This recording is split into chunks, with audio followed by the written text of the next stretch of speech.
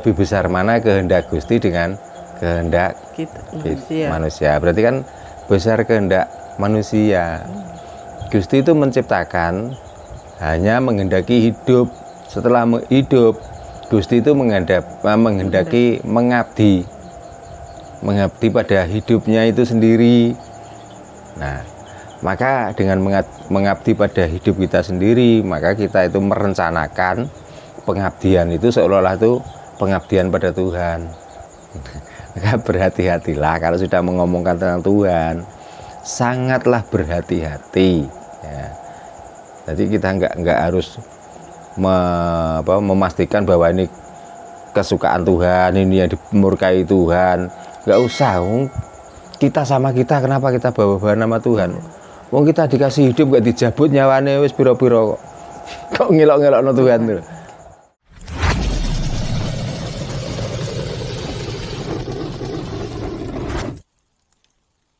Dalam hidup ini tuh kita kan punya kehendak.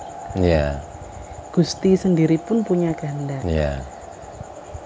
Gusti punya kehendak kepada kita maksudnya. Iya. Nah, mungkinkah kehendak kita itu lebih besar daripada Gusti, Mbah?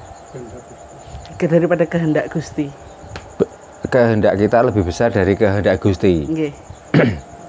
Ya memang Gusti itu menghendaki hidup. Nah kita itu bukan menghendaki hidup saja. Kita itu butuh hidup, butuh biaya hidup, dan butuh persamaan hidup. Dalam arti persamaan hidup itu ya karena kita itu hidup di kampung.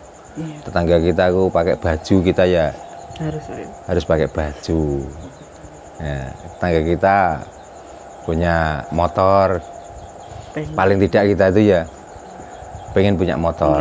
Nah, apakah ada riwayat yang menerangkan bahwa Gusti itu kepengen punya sepeda motor? Kan enggak ada. Nah, berarti lebih besar mana kehendak Gusti dengan kehendak manusia. Berarti kan besar kehendak manusia.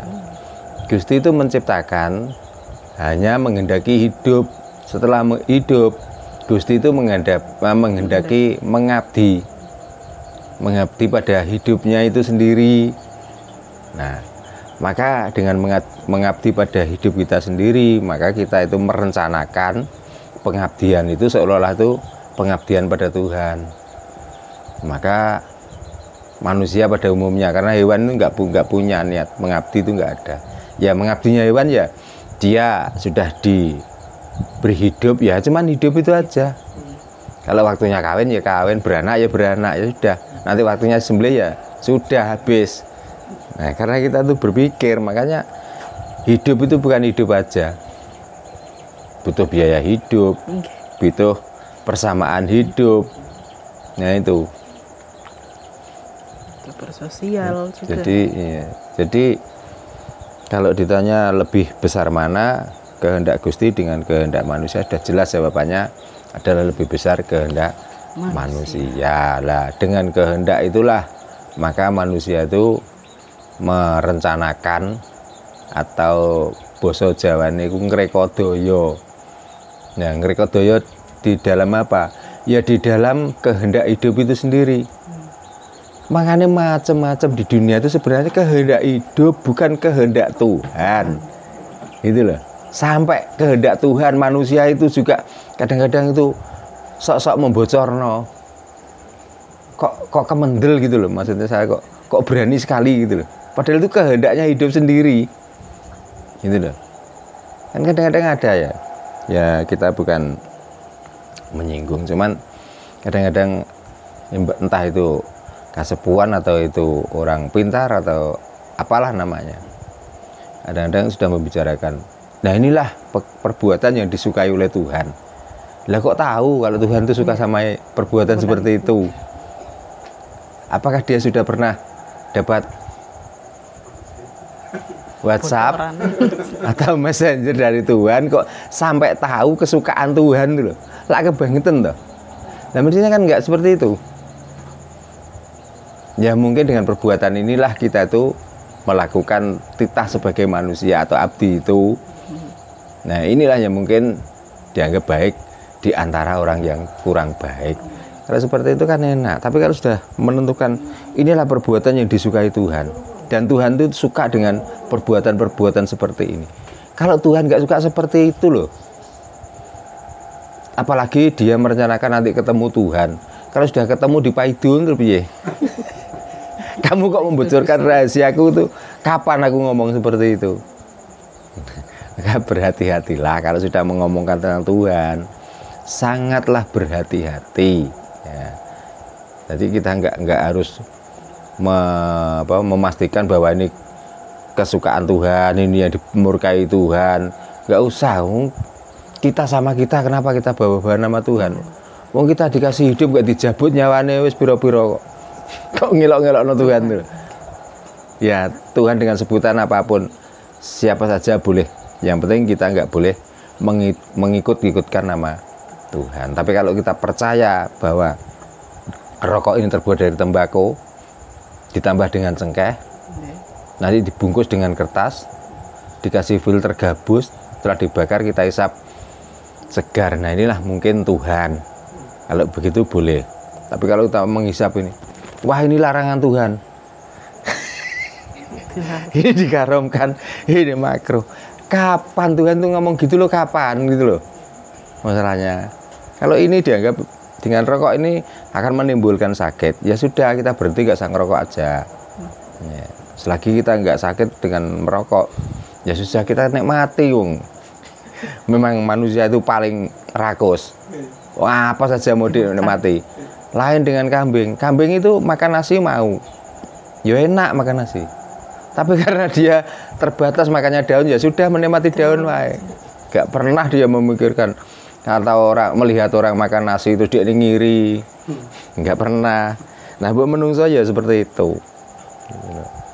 Jadi sadarlah bahwa kita itu sebenarnya rakus. Kita itu nggak usah membawa nama Tuhan. Kasihan Tuhan. Tuhan sudah Tuhan sudah menciptakan kita itu hidup. Ya sudah, menikmati hidup ini aja lah. Yang penting kalau ini perbuatan baik itu yang pantas kita kerjakan. Ini perbuatan nggak baik ya nggak pantas kita kerjakan. Ya sudah, kita mengerjakan yang baik aja biar pantas jadi orang, itu aja lah. Enak. Mau ngibadah ya sakarepmu dengan cara kamu. Jangankan kok 5 kali. Mau sehari semalam nyembah terus ya silakan, wong itu hak kamu. Itu bukan permintaan Tuhan.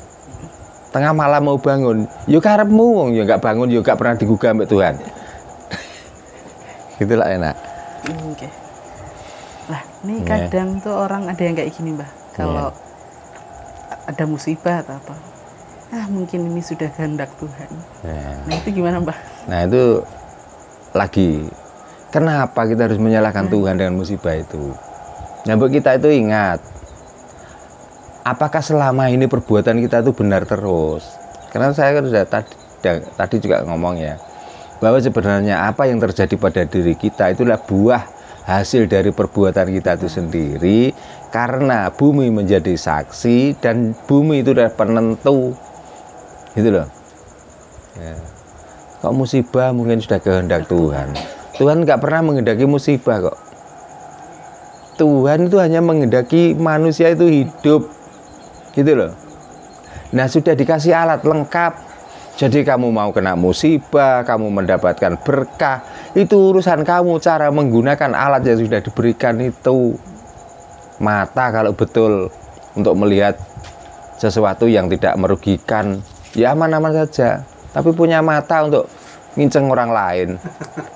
Ya, padahal namanya nginceng itu mesti tempatnya itu mesti kecil, terus mesti di tempat gelap. Nah, nek kewecelek matane apa kira-kira ya? Mungkin ini sudah kehendak Tuhan. Kan Tuhan itu salah lagi. Nah, itu. Ya. Kita sudah berusaha pakai modal uang kita, beli barang sesuatu. Terus kita dapat untung. Alhamdulillah ini juga kehendak Tuhan. Nah, mbok tanpa beli barang kalau dapat untung. Gitu loh. Nah, jadi paham kan ya, biar kita tuh paham gitu.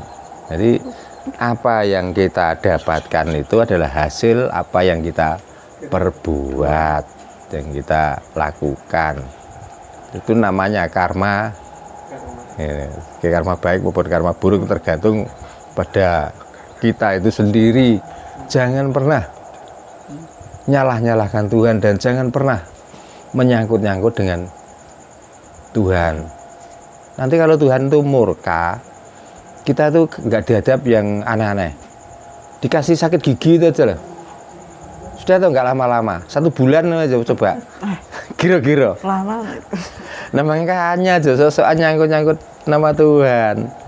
Gitu loh. Tuhan kita, kalau kita tuh bagusnya manusia menyembah, ya sudah kita sembah. Kita perbaiki perilaku kita. Nah dengan cara apa ya? Dengan cara kita menikmati ciptaannya itu, maka kita itu akan selalu mengagungkan namanya Tuhan. Gitu loh. Nopo bedanipun budaya kalih agama menika? Budaya kalih agama. Nggih. Berarti niki tiyang Jawi nggih. Nggih. Nah, jawabannya ya basa Jawa. Nggih. Budaya dengan agama niku sebenarnya sama. Karena agama tanpa budaya nggak jalan. Ya, budaya tanpa agama juga nggak jalan. Karena agama itu juga budaya atau budidaya basa Jawane nggih. Budidayane otak niki lho. Carane ben awak dhewe niki menunjukkan atau ngetokno nek awak dhewe niku abdi atau awak dhewe niku kawula. Maka dengan cara menyembah itulah budaya. Budaya kita sebagai manusia dengan Tuhannya, dengan cara menyembah itu budaya. Nah, di dalam budaya kita mempunyai panutan namanya agama. Gitu. Kita sudah punya agama, tapi kita nggak punya budaya. Ya punya agama tok, nggak pernah nyembah. Gitu. Punya agama tok, nggak punya budaya. Ya kita hanya kita punya budaya aja, nggak punya agama. Ya kita nyembah aja, yang penting nyembah. Nyembah apa tapi? Kalau syariatnya seperti pada umumnya nyembah, ya seperti itu wae. Jadi bah yang disembah itu Tuhan, bah disembah sapa ya nggak masalah. Yang penting kita menyembah. Nah, jadi agama dan budaya itu harus beriringan. Artinya budaya dan agama adalah sama, satu paket yang harus kita kerjakan. Iya, karena yang namanya menyembah tidak membicarakan tentang pakaian, tidak membicarakan tentang bersuci. Ya. Karena orang beragama itu artinya nyembah. Orang yang menyembah itu artinya sudah beragama gitu.